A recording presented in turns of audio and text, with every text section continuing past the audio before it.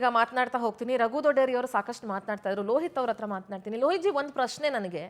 ಇಷ್ಟೆಲ್ಲ ಮಾತಾಡಿದ್ರು ರಘು ದೊಡ್ಡೇರಿ ಅವರು, ಕೇಂದ್ರ ಸರ್ಕಾರದ ಮೇಲೆ ಗೂಬೆ ಕೂರಿಸಿದ್ರು. ಅದು ಅವ್ರ ರಾಜಕೀಯ ಅವ್ರು ಏನಾದ್ರು ಮಾಡ್ಕೊಳ್ಳಿ, doesn't bother to me and I don't bother also. ಮತ್ತೆ ಇನ್ನೊಂದು ಪ್ರಶ್ನೆ ಅಂದ್ರೆ, ಫಾರ್ ಎಕ್ಸಾಂಪಲ್, ಈಗ ಯಾರಾದ್ರೂ ನಾವು ಒಂದು ಆಧಾರ್ ಕಾರ್ಡ್ ಹೊಸದಾಗಿ ಮಾಡಿಸ್ಬೇಕು ಅಂತ ಹೋದಾಗ, ಮಕ್ಕಳಾದ್ರೆ ಪೋಷಕರ ಆಧಾರ್ ಕಾರ್ಡ್ಗಳು ಬೇಕು, ಪೋಷಕರ ಹೆಸರು ಬೇಕಾಗುತ್ತೆ, ಪೋಷಕರ ಡೀಟೇಲ್ಸ್ ಬೇಕಾಗುತ್ತೆ, ಫೋನ್ ನಂಬರ್ ಬೇಕಾಗುತ್ತೆ. ಇಲ್ಲ ಯಾರಾದ್ರೂ ನಾವು ಅಡಲ್ಟ್ಸ್ ಯಾರಾದ್ರೂ ಒಂದು ಆಧಾರ್ ಕಾರ್ಡ್ ಮಾಡಿಸ್ಕೊಳಕ್ ಹೋಗ್ತೀವಿ ಅಂತಂದ್ರೆ ಅಡ್ರೆಸ್ ಬೇಕು ಅಂದ್ರೆ ಫಸ್ಟ್ ಆಫ್ ಆಲ್ ಒಂದು ರೆಂಟ್ ಅಗ್ರಿಮೆಂಟ್ ಬೇಕು. ಸ್ವಂತ ಮನೆ ಆದ್ರೆ ಅದರ ಕಾಪಿ ಬೇಕು, ಡೀಟೇಲ್ ಬೇಕು. ಒಂದು ಗ್ಯಾಸ್ ಬಿಲ್ಲೋ ಅಥವಾ ಎಲೆಕ್ಟ್ರಿಸಿಟಿ ಬಿಲ್ಲೋ ಏನಾದ್ರೂ ಕೊಡಬೇಕು ನಾವು ಆಧಾರ್ ಕಾರ್ಡ್ ಮಾಡಿಸ್ಕೋಬೇಕು ಅಂತಂದ್ರೆ.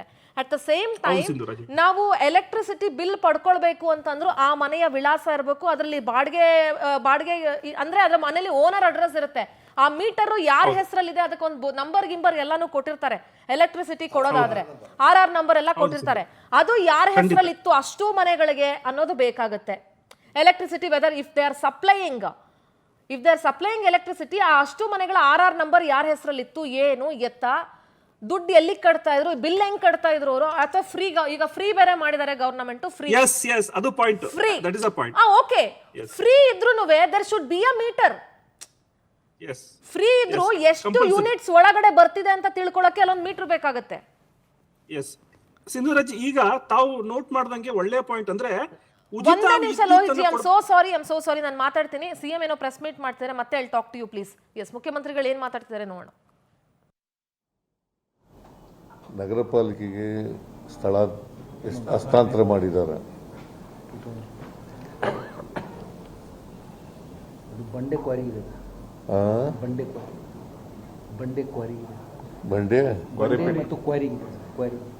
ಬಂಡೆ ಮತ್ತು ಕ್ವಾರಿಂಗ್ ಎಲ್ಲ ಇದೆ ಅಲ್ಲಿ.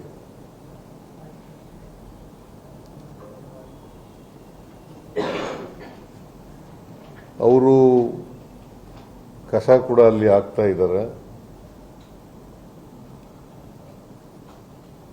ಕಾರ್ಪೊರೇಷನ್ ಅವರು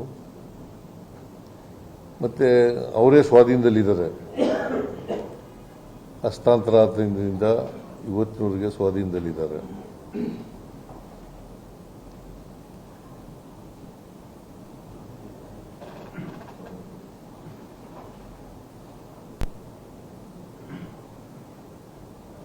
ನಾವು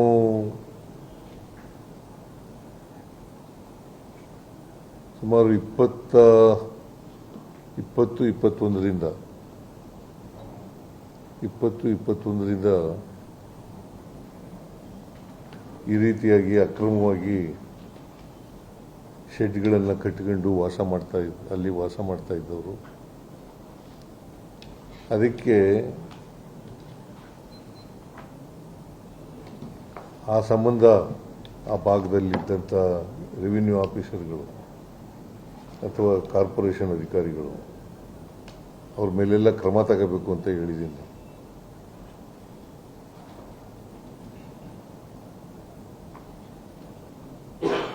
ಯಾಕಂದರೆ ಇನ್ನು ಮುಂದೆ ಇಂಥ ಈ ತಹಸೀಲ್ದಾರ್ಗೆ ಗೊತ್ತಿಲ್ಲದೇನೆ, ಶಿರಸ್ತೆದಾರರಿಗೆ ಗೊತ್ತಿಲ್ಲದೇನೆ, ವಿಲೇಜ್ ಅಕೌಂಟೆಂಟ್ಗೆ ಗೊತ್ತಿಲ್ಲದೇನೆ ಆಗ್ಲಿಕ್ಕೆ ಸಾಧ್ಯನೇ ಇಲ್ಲ. ಅದು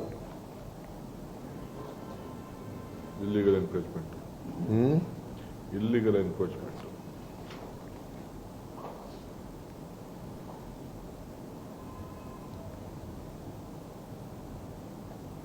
ಈ ಥರ ಇಲ್ಲೀಗಲ್ ಆಗಿ ಮುಂದೇನೂ ಕೂಡ ತಡಿಬೇಕು ಅನ್ನೋದು ನಮ್ಮ ಉದ್ದೇಶ. ಇನ್ನು ಮುಂದೆ ಯಾವುದೇ ಕಾರಣಕ್ಕೆ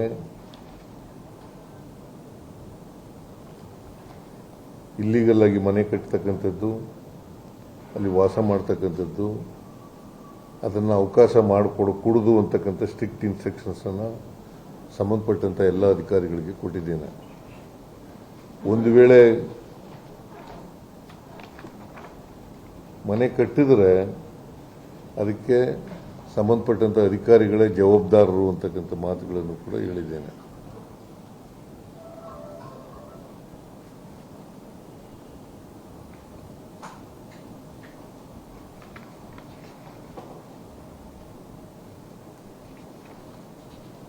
ಈ ಅಕ್ರಮವಾಗಿ ಶೆಡ್ಗಳನ್ನು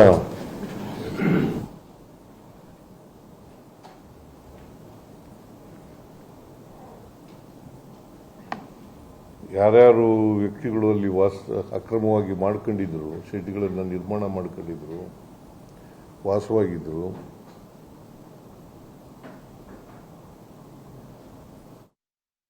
ಎಸ್, ಮುಖ್ಯಮಂತ್ರಿಗಳು ಮೊದಲನೇ ವರ್ಡೇ ಯೂಸ್ ಮಾಡಿದ್ರು, ಇಲ್ಲೀಗಲ್ ಎಂಕ್ರೋಚ್ಮೆಂಟ್, ಅಕ್ರಮ ಒತ್ತುವರಿ. ಅಲ್ಲಿಗೆ ಇದು ಬಹಳ ಸ್ಪಷ್ಟ, ಇದು ಅಕ್ರಮನೇ. ಮುಖ್ಯಮಂತ್ರಿಗಳ ಬಾಯಲ್ಲಿ ಇಲ್ಲೀಗಲ್ ಎಂಕ್ರೋಚ್ಮೆಂಟ್ ಅಂತ ಬಂದ ಮೇಲೆ ಪ್ರಶ್ನೆಗಳು ಹೆಂಗೆ ಬರ್ತವೆ ಅಂದರೆ, ನೀವು ರಘು ದೊಡ್ಡೇರಿ ಅವರೇ ದಯವಿಟ್ಟು ನೀವು ಬಹಳ ಸೆನ್ಸಿಬಲ್ ಆಗಿ ಮಾತಾಡಬೇಕು ಅಂತ ನಾನು ನಿಮ್ಮ ಹತ್ರ ಕೇಳ್ಕೊಳ್ತೀನಿ, ಮತ್ತು ನೀವು ಹಾಗೆ ಮಾತಾಡ್ತೀರಾ ಅಂತ ನಾನು ನಂಬಿದ್ದೀನಿ. ಕೇಂದ್ರ ಸರ್ಕಾರ ಆಗಲಿ ಯೋಜನೆಗಳನ್ನು ತರುತ್ತೆ, ಕೇಂದ್ರ ಸರ್ಕಾರಕ್ಕೂ ಗೊತ್ತಿರಲ್ಲ ಇವ್ರು ಯಾರು ಏನು ಅಂತ. ಯಾಕೆಂದರೆ ಅಲ್ಲಿ ಮೋದಿ ಕೂತ್ಕೊಂಡು ಆಧಾರ್ ಕಾರ್ಡು ಟೈಪ್ ಮಾಡಲ್ಲ. ಫಾರ್ ಎಕ್ಸಾಂಪಲ್, ನಾನೇ ನನ್ನ ಆಧಾರ್ ಕಾರ್ಡ್ಗೆ ಅಡ್ರೆಸ್ ಚೇಂಜಿಂಗೋ ನಂಬರ್ ಚೇಂಜ್ ಮಾಡಿಸ್ಬೇಕು ಅಂತ ಹೋದಾಗ ಒಂದು 3-4 ಡಾಕ್ಯುಮೆಂಟೇಶನ್ಸ್ ಕೇಳಿದ್ರು. ಹಂಗಿರುವಾಗ ನಂದು ಡಾಕ್ಯುಮೆಂಟ್ ಸರಿ ಇಲ್ಲ ಅಂತಂದರೆ system will not take it. ನಾನು ಡಾಕ್ಯುಮೆಂಟ್ ಅಪ್ಲೋಡ್ ಮಾಡಿದ್ರೆ ಮಾತ್ರ ಅಲ್ವಾ ರಘು ದೊಡ್ಡೇರಿ ಅವರೇ ನನಗೆ ಆಧಾರ್ ಕಾರ್ಡ್ ಬರುತ್ತೆ. ಡಾಕ್ಯುಮೆಂಟ್ ಅಪ್ಲೋಡೇ ಮಾಡಿಲ್ಲ ಅಂತಂದ್ಮೇಲೆ ಎಲ್ಲಿಂದ ಬರುತ್ತೆ?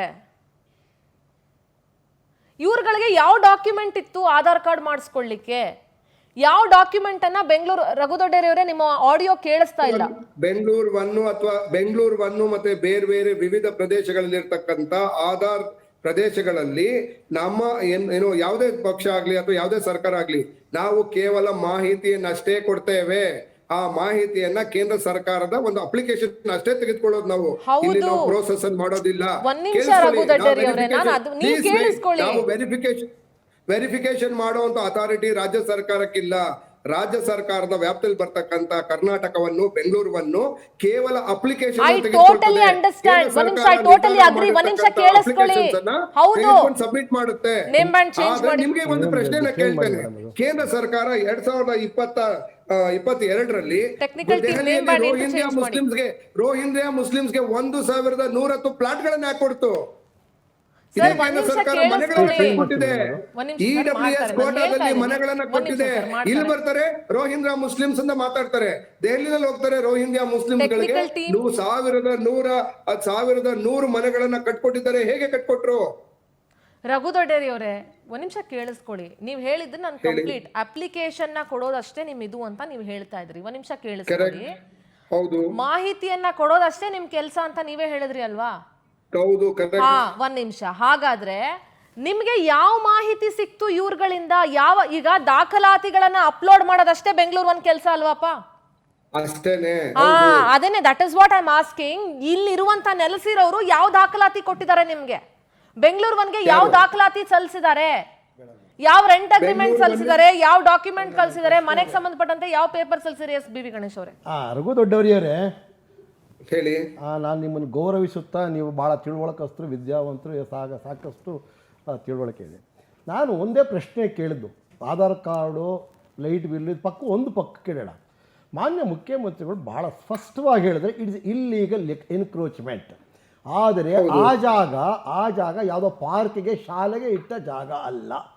ಕಸ ಸೆಗ್ರಿಗೇಷನ್ ಅಂದರೆ ಸಾಲಿಡ್ ವೇಸ್ಟ್ ಮ್ಯಾನೇಜ್ಮೆಂಟ್, ಅದಕ್ಕೋಸ್ಕರ ಇಟ್ಟಂಥ 5 ಎಕರೆ ಜಾಗವನ್ನು ಮನೆ ಕಟ್ಕೊಂಡ್ಬಿಟ್ರೆ ಎಲ್ರಿ ಹಾಕ್ಬೇಕು ಕಸ? ಸಾಮಾಜಿಕ ಮಾತಾಡಿದ್ರು ನೋಡಿ,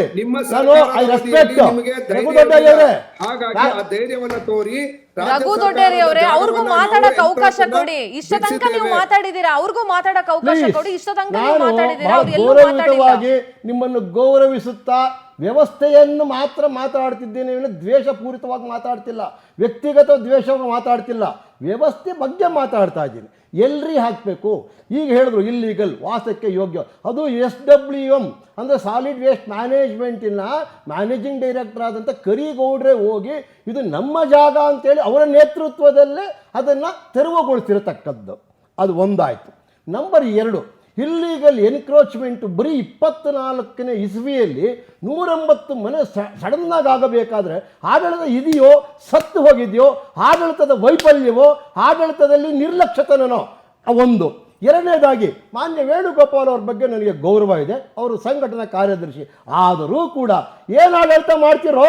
24ನೇ ಇಸ್ವಿಯಲ್ಲಿ ಇಲ್ಲೀಗಲ್ ಎನ್ಕ್ರೋಚ್ಮೆಂಟ್ ಮಾಡೋಕ್ಕೆ ಬಿಟ್ಟಿದ್ದೀರಲ್ಲ, ನಿಮ್ಮ ಆಡಳಿತ ನಡ್ಸಕ್ಕೆ ಬರುತ್ತೆ ಅಂತ ಕೇಳಿದ್ರೆ is a good organiser, good organising secretary.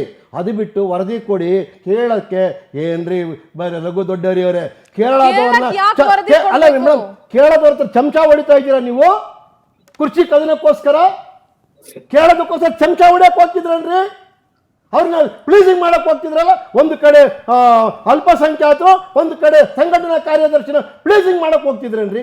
ಆಡಳಿತ ನಡೆಸತಕ್ಕಂಥ ನೀತಿನ ರಾಜಕೀಯ ಆಗಲ್ಲ, ಯೋಚನೆ ಮಾಡಿ. ಓಕೆ, ನಿಮ್ಮ last reaction on this BV. Ganesh. ನೋಡಿ ಇವ್ರೆ, ವ್ಯವಸ್ಥೆ ಯಾವತ್ತೂ ಹಾಳು ಮಾಡಬೇಡಿ. ನಾವು ವ್ಯವಸ್ಥೆ ಹಾಳು ಮಾಡಿದ್ರೆ ನೀವು ಇರಬೇಕು, ನಿಮ್ಮಂದ ವ್ಯವಸ್ಥೆ ಆದ್ರೆ ನಾವಿರಬೇಕು. ನಾವಿಬ್ರು ಬದುಕ್ತಿರೋದು ವ್ಯಕ್ತಿಗತವಾಗಿ ಅಲ್ಲ, ಅಥವಾ ಒಂದು ಪಂಗಡಗೋಸ್ಕರ ಅಲ್ಲ, ಈ ರಾಜ್ಯದ ಸುವ್ಯವಸ್ಥೆಗೋಸ್ಕರ, ರಾಜ್ಯದ ವ್ಯವಸ್ಥೆಗೋಸ್ಕರ, ಉತ್ತಮ ಆಡಳಿತ ನೀಡಲಿಕ್ಕೋಸ್ಕರ. ಅದಕ್ಕೆ ಆಡಳಿತ ಪಕ್ಷ ವಿರೋಧ ಪಕ್ಷ ಅಂತಿರೋದು. ನಾವು ವ್ಯಕ್ತಿಗತವಾಗಿ ಮಾತಾಡ್ತಿಲ್ಲ, ಆಡಳಿತದಲ್ಲಿರ್ತಕ್ಕಂಥ ವೈಫಲ್ಯಗಳನ್ನು, ವ್ಯವಸ್ಥೆಯಲ್ಲಿ ಇರ್ತಕ್ಕಂಥ ಲೋಪಗಳನ್ನು ಮಾತಾಡ್ತಾ ಇದ್ದೀನಿ. ಅದನ್ನ ಅರ್ಥ ಮಾಡ್ಕೊಳ್ಳಿ. ಎರಡನೇದಾಗಿ, ರಾಜೀವ್ ಗಾಂಧಿ ವಸತಿ ಯೋಜನೆಯಲ್ಲಿ ಕೊಡತಕ್ಕಂಥ ಮನೆಗಳು ನಿರಾಶ್ರಿತರಿಗೆ, ಈ ಥರ ಇಲ್ಲೀಗಲ್ ಆಗಿ ಬಂದು ಅಕ್ರಮವಾಗಿ ಬಂದಂಥವ್ರಿಗೆ, ಅನಧಿಕೃತವಾಗಿ ಬಂದಂಥವ್ರೆ ಏನೋ ದಾನ ಮಾಡ್ಲಿಕ್ಕಲ್ಲ ರೀ ರಾಜೀವ್ ಗಾಂಧಿ ವಸತಿ ಯೋಜನೆ ಇರೋದು. Mind it. ರಾಜೀವ್ ಗಾಂಧಿ ವಸತಿ ಯೋಜನೆಗೆ ಒಂದು ನೀತಿ ಇದೆ, ಒಂದು ಸ್ಪಷ್ಟವಾದಂಥ ಒಂದು ಕಂಡೀಷನ್ಸ್ ಇದೆ. ಅದ್ರ ಮುಖಾಂತರ ಕೊಡಿ. ಏನೋ ಯಾರ್ದೋ ದುಡ್ಡು ಕಟ್ಟಿದ್ದೀವಿ, ಏನೋ ಕೊಟ್ಬಿಡು, ಯಾರ್ದೋ ಪ್ಲೀಸ್ ಮಾಡೋದು. ಇಟ್ ಈಸ್ ಟೋಟಲಿ ನಾಳೆ ಸಮಾಜ ನಿಮ್ಮನ್ನು ಕ್ಷಮಿಸಲ್ಲ, ನಿಮ್ಮ ಪಕ್ಷವನ್ನು ಕ್ಷಮಿಸಲ್ಲ, ನಿಮ್ಮ ವ್ಯವಸ್ಥೆಯನ್ನು ಕ್ಷಮಿಸಲ್ಲ. ಇವತ್ತು ಕಾಂಗ್ರೆಸ್ ಪಕ್ಷ ಇರತಕ್ಕಂಥ ಸ್ಥಾನಮಾನಗಳು ಏನು ಅಂತ ಅದಕ್ಕೆ ನೀವು ನಿದರ್ಶನ ಆಗ್ತಿದ್ರೆ ದಯವಿಟ್ಟು ಆಗಬೇಡಿ. ವ್ಯವಸ್ಥೆಯನ್ನು ಬಲಗೊಳಿಸಿ, ವ್ಯವಸ್ಥೆಯನ್ನು ಗೌರವಿಸಿ. ಒಂದ್ ನಿಮಿಷ ಸಿಂಧೂರ ಪ್ಲೀಸ್. ಮುಖ್ಯಮಂತ್ರಿಗಳು ಕ್ಲಿಯರ್ ಆಗಿ ಹೇಳಿದ್ದಾರೆ, ಏನು ನಾವು ಏನು ಇಲ್ಲಿಗಲ್ ಆಗಿ ಎನ್ಕ್ರೋಚ್ ಆಗಿತ್ತು ಅದನ್ನ ತೆಗೆದಿದ್ದೇವೆ. ಮಾನವೀಯ ದೃಷ್ಟಿಯಿಂದ ಯಾರ್ಯಾರು ಎಲಿಜಿಬಲ್ ಇದ್ದಾರೆ ಅದನ್ನೆಲ್ಲ ವೆರಿಫೈ ಮಾಡ್ಬಿಟ್ಟು ಯಾರು ಮಾನವೀಯ ದೃಷ್ಟಿಯಿಂದ ಯಾರಿಗೆ ಮನೆ ಕಟ್ಟು ಕೊಡುವಂತ ಕೆಲಸವನ್ನ ಮಾಡ್ತಾ ಇದ್ದೇವೆ, ಅದನ್ನ ಮಾಡ್ತೀವಿ ಅಂತ ಹೇಳಿದ್ದಾರೆ. ದಾನ ಮಾಡಿ, ಮನೆ ಕೊಡೋದಲ್ಲ, ದಾನ ಮಾಡಿ, ಮನೆ ಕೊಡೋದಲ್ಲ. ಮಹಾದೇವಪುರದಲ್ಲಿ 100 ಗುಡಿಸಲುಗಳನ್ನ ಹೊಡೆದಾಕ್ತು. ಯಾಕೆ ಹೊಡೆದಾಕ್ತು? ಇದೇ ಮಾನವೀಯತೆಯನ್ನ ಕೇರಳ ಸರ್ಕಾರದಿಂದ ದುಡ್ಡು ತಗೊಂಡು ಮಾಡಿ ನೀವು.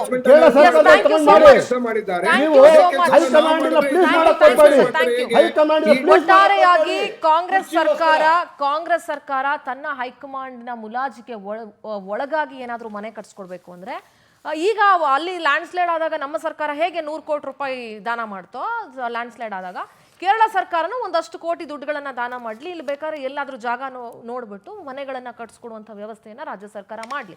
ಆದರೆ ಈ ಅಕ್ರಮವಾಗಿ ಬಂದು ಮನೆಯನ್ನ ಕಟ್ಟಿಸ್ಕೊಂಡವ್ರಿಗೆ, ಅಕ್ರಮವಾಗಿ ಒತ್ತುವರಿ ಮಾಡ್ಕೊಂಡವ್ರಿಗೆ ಅವಕಾಶ ಕೊಟ್ಟಿದ್ಯಾರು ಅನ್ನೋರ್ನ ತನಿಖೆ ನಡೆಸಿ ಕಠಿಣ ಶಿಕ್ಷೆ ಆಗಬೇಕು. ಇದೊಂದು ಲೆಸನ್ ಆಗಬೇಕು.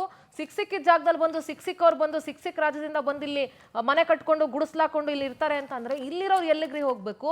ಇಲ್ಲಿರೋ ಎಲಿಜಿಬಲ್ ನಿರಾಶ್ರಿತ ಎಷ್ಟೋ ಜನ ಇದ್ದಾರೆ, ಅವ್ರಿಗೆ ಮನೆ ಕೊಡೋದು ಬೇಡವಾ? ಅವ್ರುಗಳಿಗೆ ಮನೆ ಕೊಡೋಕ್ಕಾಗಿಲ್ಲ ನಿಮ್ಮ ಕೈಲಿ, ಈಗ ಏನು ಮಾಡ್ತೀರಿ? ಕೇರಳ ಸರ್ಕಾರದ ಹತ್ರ ಮಾತಾಡಿ ಒಂದಷ್ಟು ಕೋಟಿ ಇಸ್ಕೊಳ್ಳಿ, ಅಲ್ಲಿಂದ ಏನು ತಪ್ಪಿಲ್ಲ. ಕೇರಳಕ್ಕೆ ಅಷ್ಟೊಂದು ಮಾನವೀಯತೆ ಇದ್ರೆ, ಅಷ್ಟೊಂದು ಚುರುಕಂತ ಇದ್ರೆ ಕೇರಳ ಸರ್ಕಾರಕ್ಕೆ, ಅಷ್ಟೊಂದು ರಾಜಕೀಯ ಮಾಡಕ್ಕೆ ನೋಡ್ತಿದ್ರೆ ಕೊಡ್ಲಿ, ಅವರು ಒಂದಷ್ಟು ಫಂಡ್ಸ್ ಕೊಡ್ಲಿ, ಅವರು ಮನೆ ಕಟ್ಟಿಸ್ಕೊಳ್ಳಿ, ಇಲ್ಲ ಇಲ್ಲಿರೋರನ್ನ ಕರ್ಕೊಂಡೋಗಿ ಕೇರಳದಲ್ಲೇ ಇರಿಸ್ಕೊಳ್ಳಿ, ಅದರಲ್ಲಿ ಏನೂ ತಪ್ಪಿಲ್ಲ.